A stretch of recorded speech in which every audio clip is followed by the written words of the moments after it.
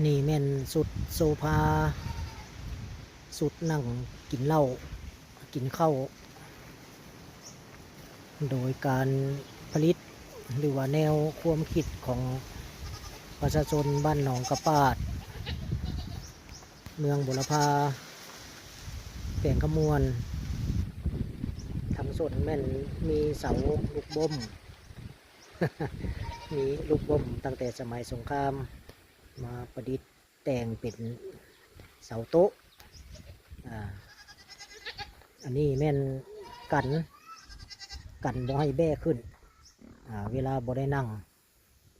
ตัวนี้เนาะกันบ่ให้แบ้ขึ้นมาขี่ใส่กันบ่ให้แบ้ขึ้นมาเหนียวใส่ถอดเข้าถอดออกสบายถอดเข้าถอดออกเพื่อว่ากันแม่เหนียวใส่ทางส่วนแม่นหมกบ่ม500 ปอนด์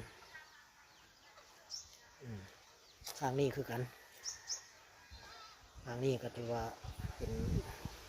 ตั้งแต่ว่ามีแนวกันไม้แบกขี่ใส่เอามาเพิ่มรอบๆอยู่ในนี่มีพลอยอันนี้เป็นพลอยสำหรับอนามัยเวลาแขกมาจามนั่งกินเหล้ากินน้ำชาพลอยกวดอนามัยเพื่อนว่าแนวความคิดแนวความคิดโดยการ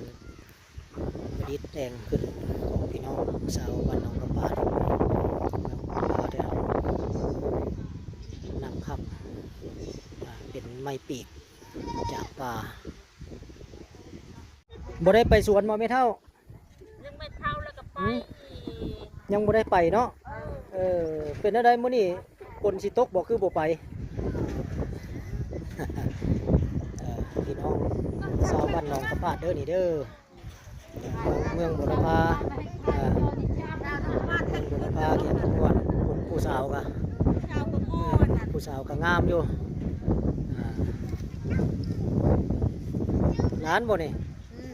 คิดว่าแม่นลูกบ่แม่นเนาะใหญ่หมดแล้วลูกใหญ่หมดแล้วเลี้ยงหลานบ้านนี่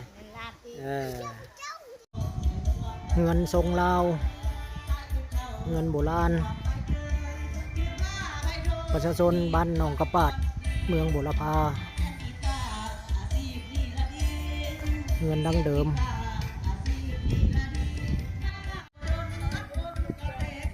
ไปใส่มา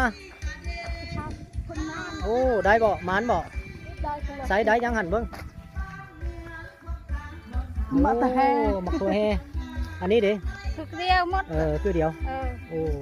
ขึ้นว่าได้สัตว์ป่าบ่ได้เนาะ